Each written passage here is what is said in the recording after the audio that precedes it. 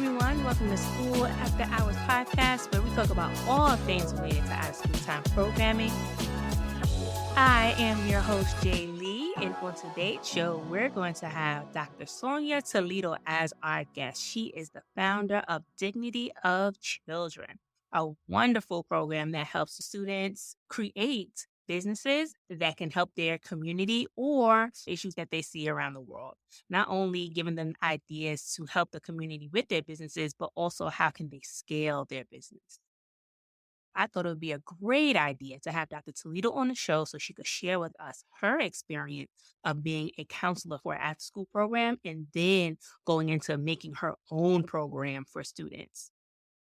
So with that being said, let's go ahead and jump into our community corner first, and then we'll go ahead and get into that interview.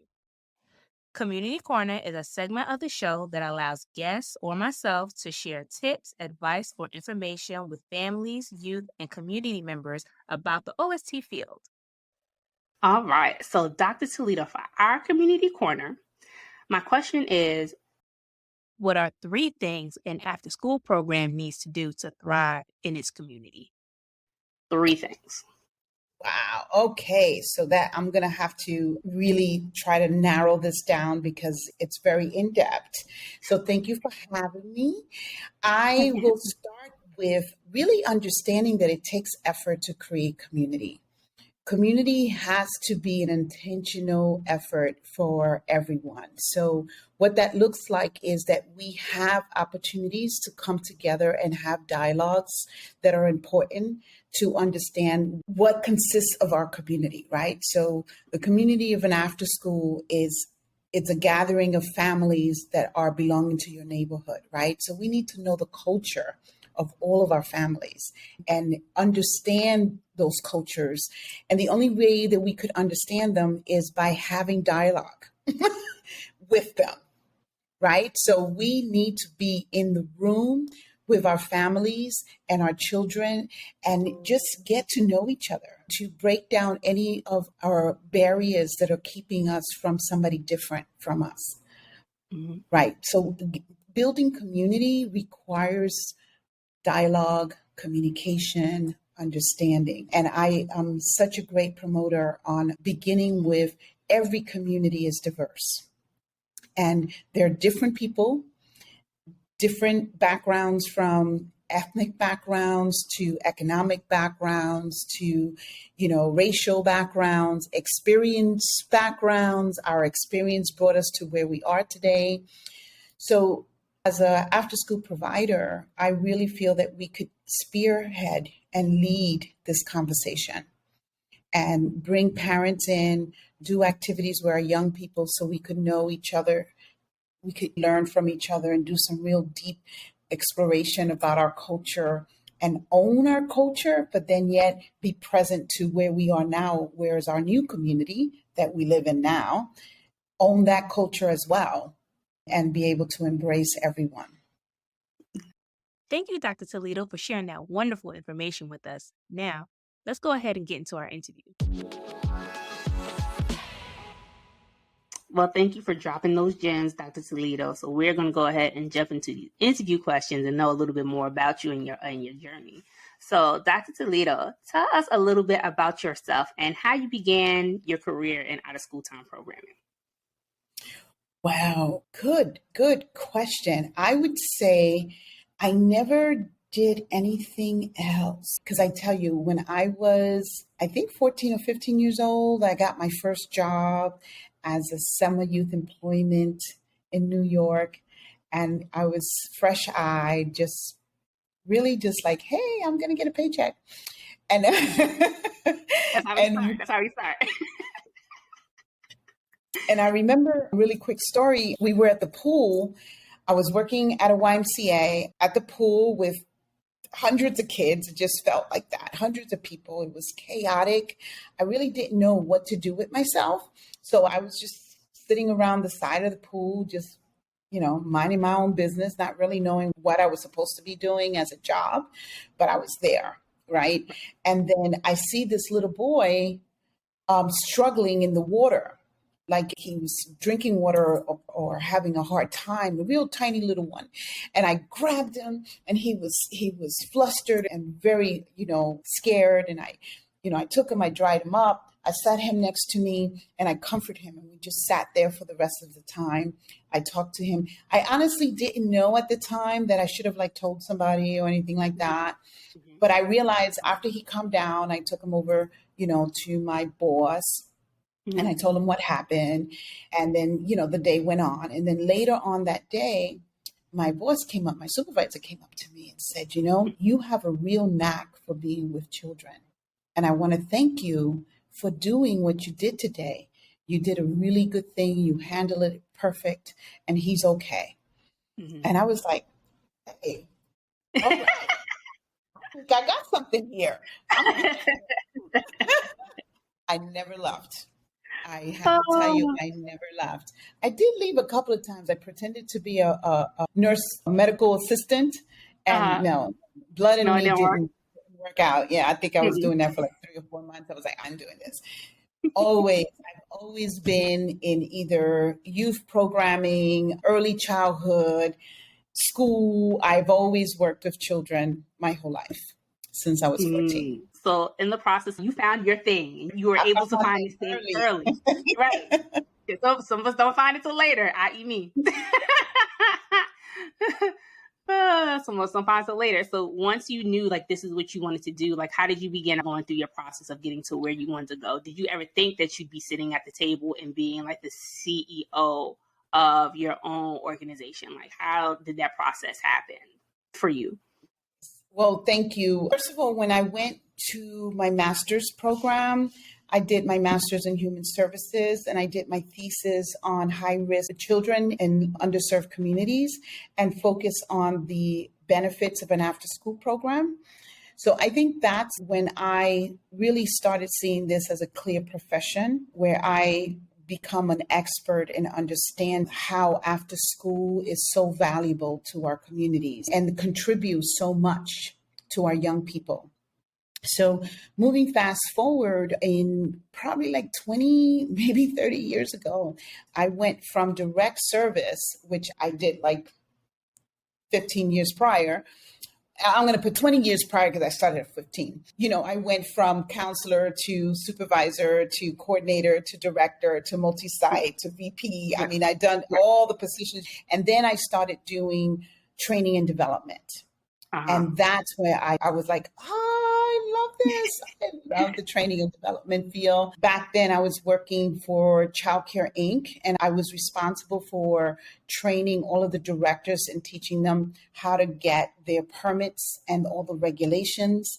So I created all kinds of trainings to support them in managing their after school environment as a leader. So fast forward, I saw in New York that training and development for line staff was lacking.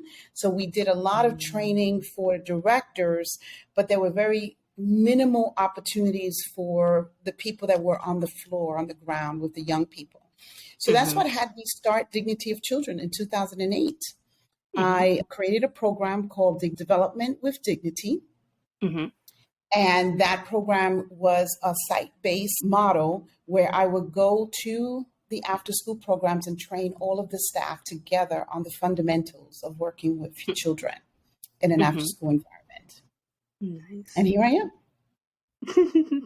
And that's amazing because, like you said, when you are in these positions, as far as being a frontline worker, you're in the classroom, you're with the kids day to day, there's not always opportunities for you to do professional development because you may not have access to professional development fund as a frontline worker. If you're full-time salary, that's one thing. Some organizations are required to do a certain amount of hours, some not all. But if you are a part-time worker, you don't always have that capability or that access, or sometimes you have to be okay with coming out your pocket to pay for it to sharpen your skills. Well, also the value of training and development during that time, it wasn't embedded in the institutional structure. right? So Mm. when you think about how after school came about, it was 3 hours after school. I'm going to hire somebody for 3 hours after school. It's like, let me hire you and put you on the floor. Very little time for saying, oh, let me hire you, let me train you, and then put you on the floor. Right. And we're still not doing that. You follow. Now we have systems, and it depends on where you're at. Here in New York, we're required to train everyone in 9 topic areas for 15 hours a year. Mm. It's required in order to maintain a permit. So as we've moved forward, many states have their own requirements of training for their line staff. But again, that's structures that are embedded in the institutions that support development of the individuals that work with children. Right. And that, like you said, like that's important because the last thing you want to do is to be like, oh, you're hired here. Good luck. Have fun. What are we doing?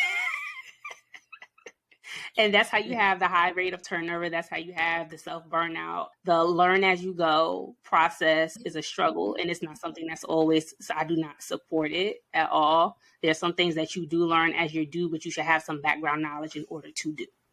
Yes. Yes. So in creating Dignity of Children, like what was the concept behind it all? I know you have the professional development portion for those that are, working with youth, but there's a business aspect that you have Mm-hmm. for children to implement their own businesses and do kind of like modeling, a plan, like they do the whole thing. So when did that concept for Dignity of Children come about, and how did you get stakeholders invested in supporting that concept? Oh, absolutely. Let me just first start with my vision and mission for Dignity of Children is to create environments where young people feel safe and fully self-express so they could thrive. And where did that come from? That came from my own experience as a child, struggling with academia, being diagnosed as learning disability. I basically felt that the one area that I really struggled was self-esteem and self-worth and feeling safe emotionally, being bullied, being chastised for not learning or not being able to read as well. So in my own self-experience, I realized that what I'm up to is creating educational environments where educators create a culture that, one, our children feel safe emotionally, and two, our children are able to express their talents, their style, who they are freely so they could thrive. Right. So moving fast forward, I've done a lot of trainings for line staff. I've done trainings for directors and supervisors. And then in the last 3 years, we created a curriculum for entrepreneurship. And that's when it started sparkling for me. I was like, okay, wait a minute.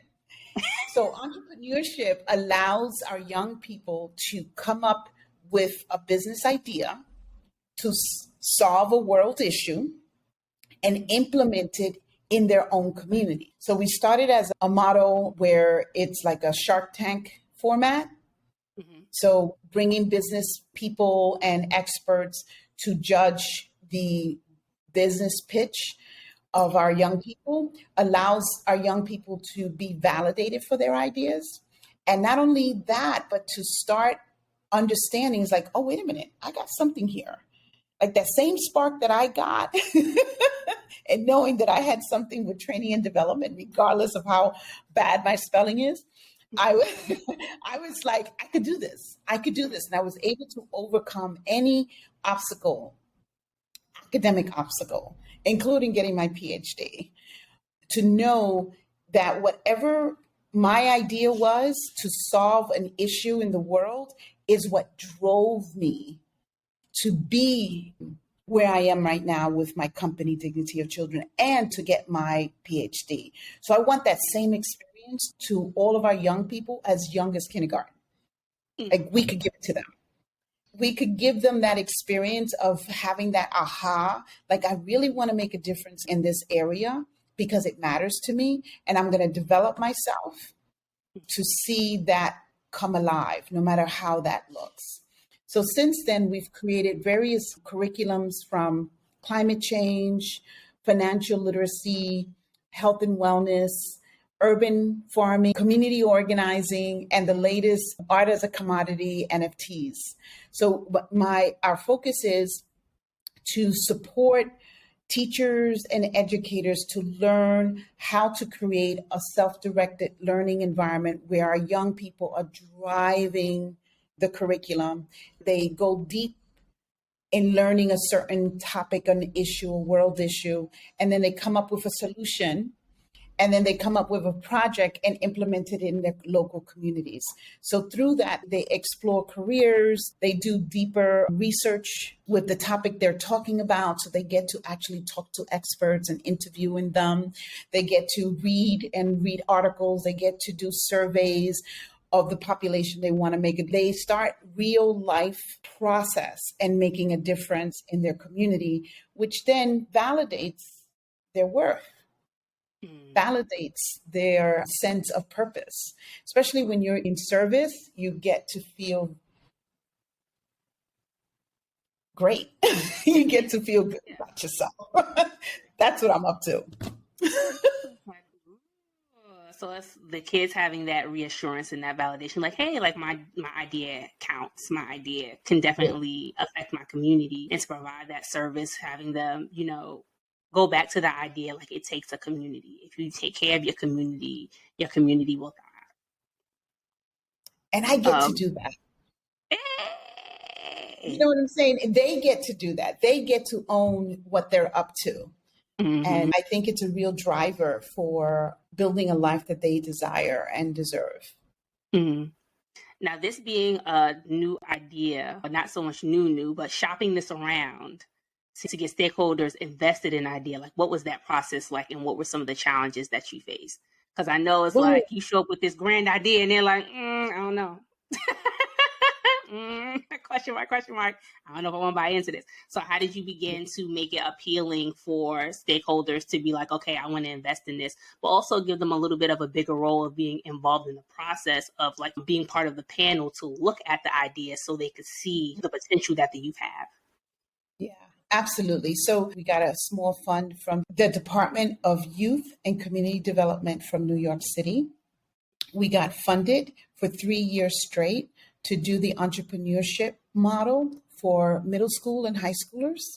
So that gave us like a good test run, right? So we had a test run where we trained the staff. The staff went back and did the program with the young people. And then we did the sharks, what we call Young Sharks competition. We brought in professionals and experts to be in the judgment, and we wrote rubrics. So we had a lot of tests running. And then we also, during the pandemic, we test run 2,000 young summer youth. And because remember back then, they didn't have a place to place kids. So we needed to keep them occupied for 25 hours a week so they could get paid. Right. So we then designed 3 other curriculums and had summer, at that time it was Summer Bridge, and we served 2,000 young people. And I have to tell you, at that point, when we gave the young people a choice of what curriculum they were interested in, over 50% of them chose health and wellness, because health and wellness was where they were impacted the most emotionally because of the pandemic. So I do promote giving choice to young people in which direction they want to go. And then our challenges has been the pandemic. We got to use the technology. So we pivot, and instead of it being in person, we started doing online. We created a whole virtual conference. It's called Gather Town, where we actually hold a symposium on a virtual platform, and we're able to serve like hundreds of young people at the same time for them to do their pitches and their presentations to experts. Our biggest challenge has been getting organizations on board as an opportunity to strengthen their project-based Mm, curriculum.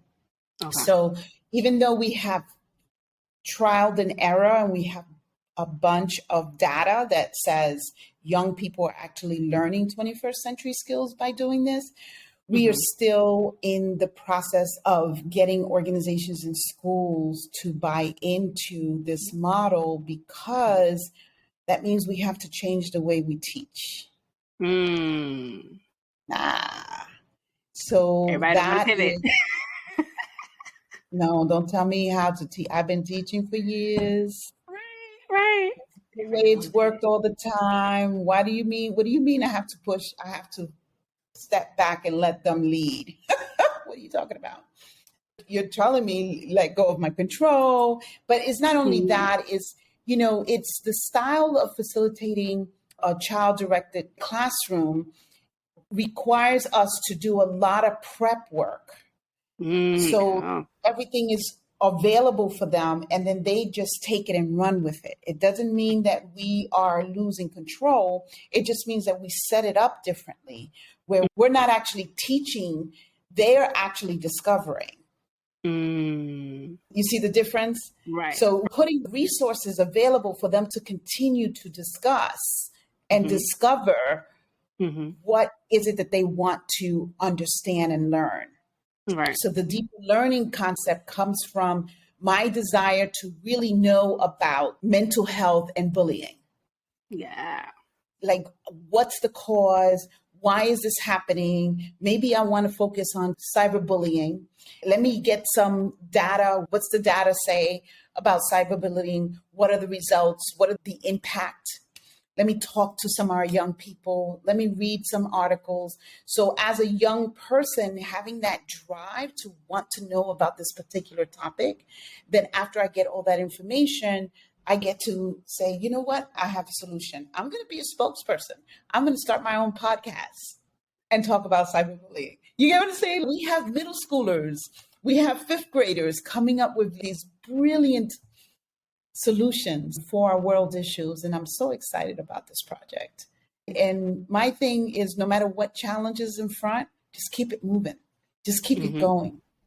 Mhm. Keep keep it going, keep it going, keep it going till we get it right.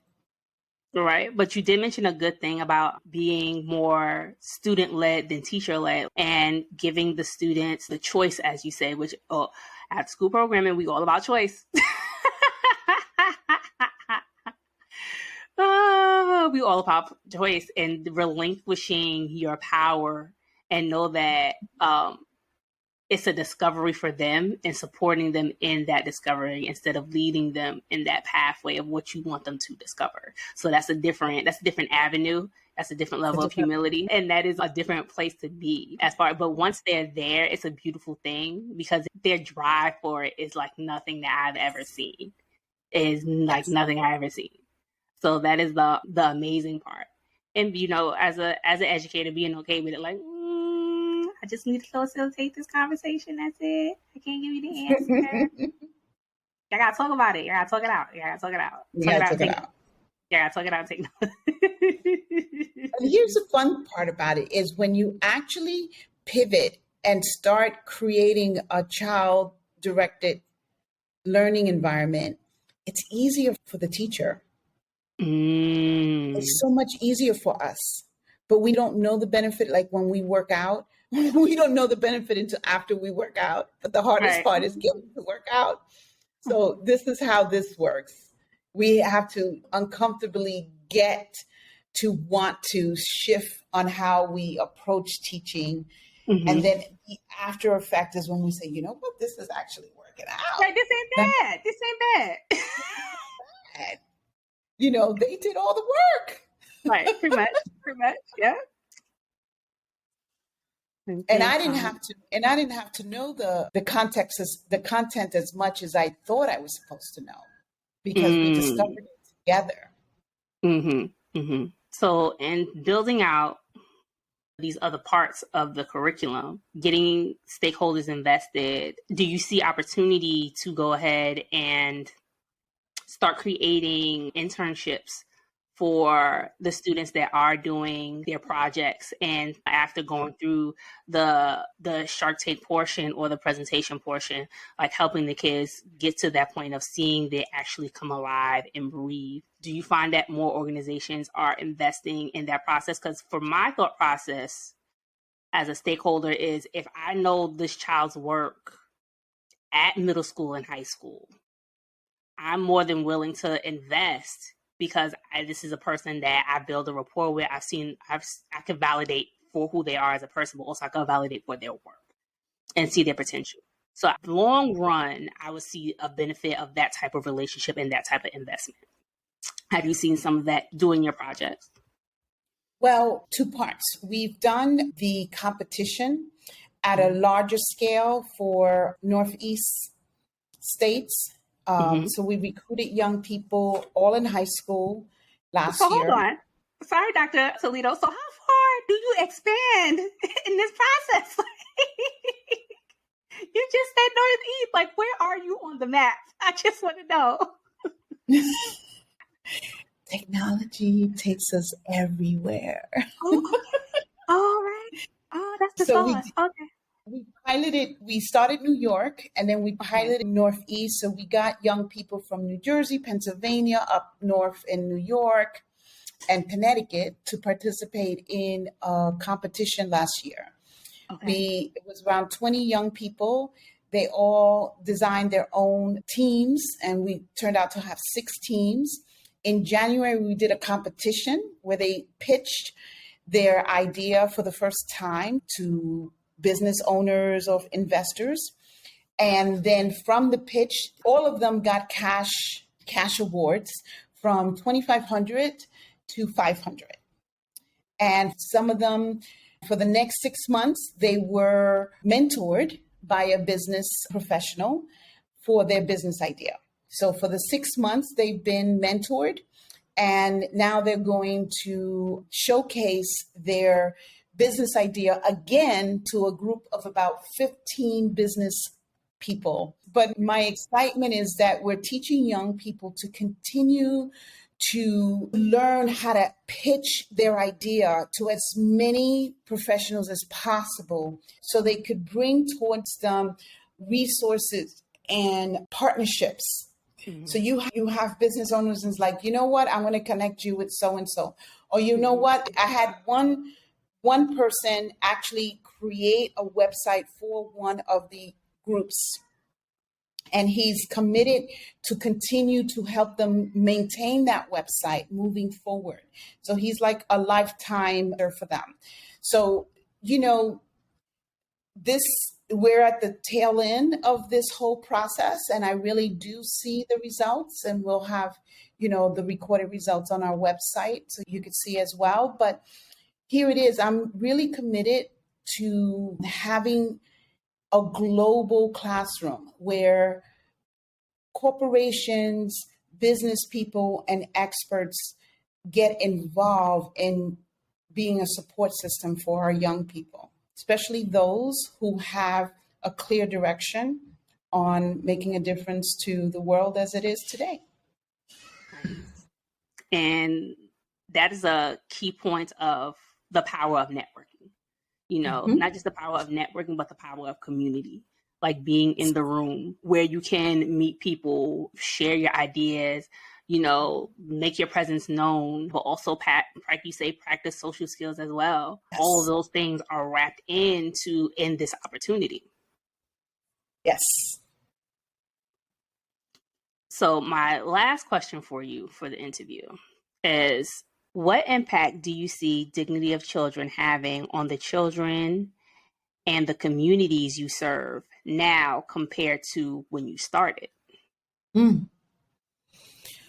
Well, when I started, I knew I was making an impact because I was having directors and supervisors understand, the best practices of after school. Mm-hmm. But now we're in a different age where in our culture of out of school time, that it's about embracing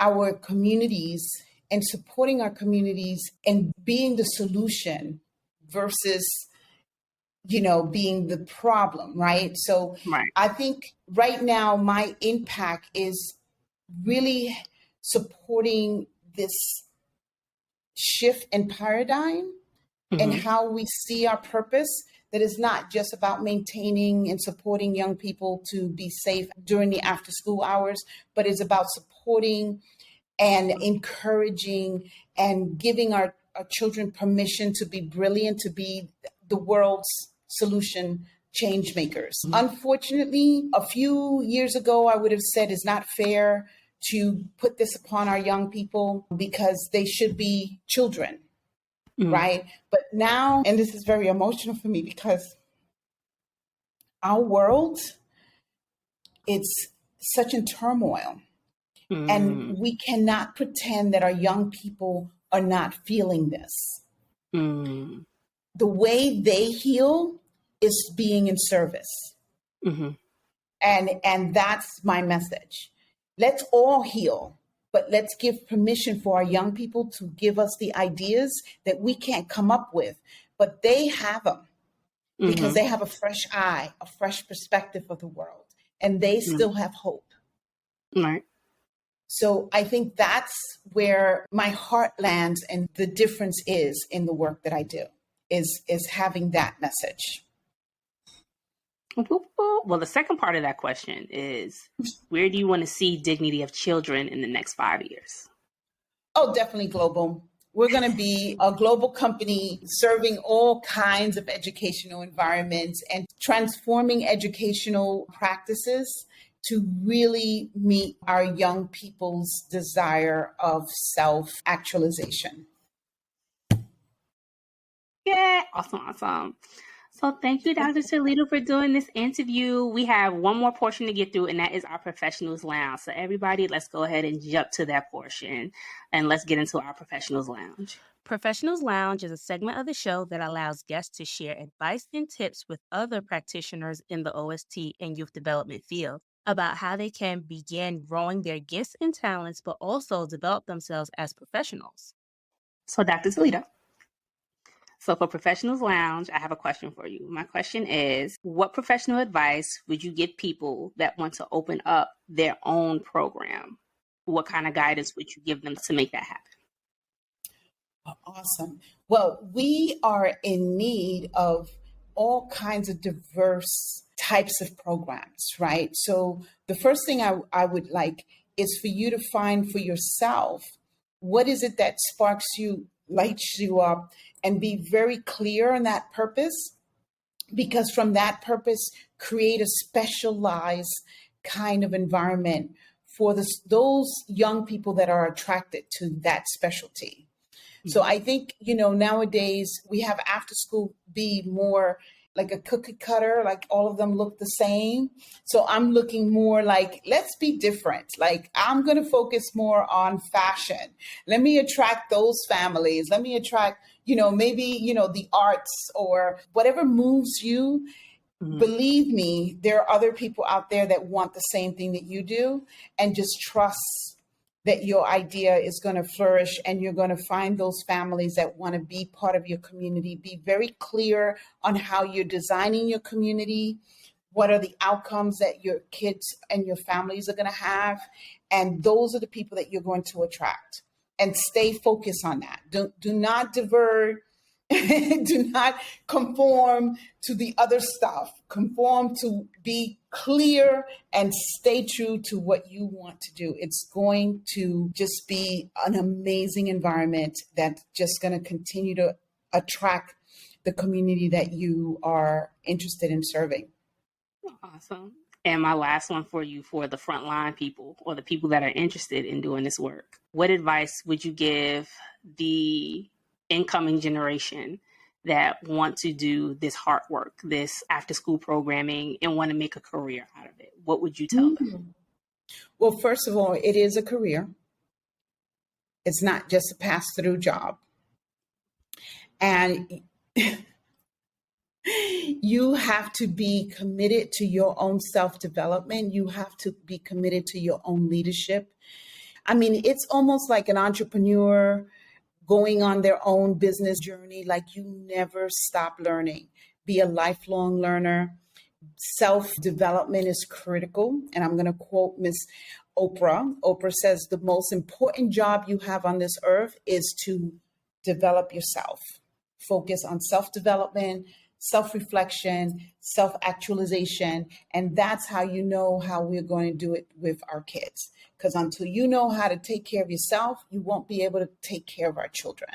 So I would say just be committed to yourself and believe in yourself and just take the baby steps that are necessary. Every little step counts. I know that's right. Well, thank you, Dr. Toledo, for dropping those gems, giving us that wisdom in that chair. Yes. So, Dr. Toledo, go ahead and share your information so they know how to get in touch with you, and go ahead and check out your program. Well, absolutely. First of all, you could go to our website, which is www.dignityofchildren.com. Or you could also find us in www.empoweredbyyouth.com. There you will see our learning management system, which we have asynchronous training and we have synchronous training for educators. And we have the curriculums that you could take on it. We also have a free membership, so you must join us. And most importantly, join us in our social media, all of them at Ideas by Youth. Thank you. Yeah. Well, everyone, that brings us to the end of our show. I'd like to thank Dr. Toledo for being an awesome guest. This was a great conversation, and hopefully you'll be able to come back in the new year so we can continue to have this chat. If you enjoyed this episode and feel you received some good information, give us a review on Apple Podcasts or visit the Podchaser website and leave us a comment. This will help us get some feedback on the show and collect testimonials for our website. Share us with your friends, your family, your network. Help us spread the word about out of school time programming and how it's inspiring our community as well as our youth. We can be found on Apple Podcasts, Spotify, Google Podcasts, and Podcast Addict. Well, that's all I have for today. In the words of Mr. Arthur Ashe, start where you are, use what you have, do what you can. Until next time, bye-bye.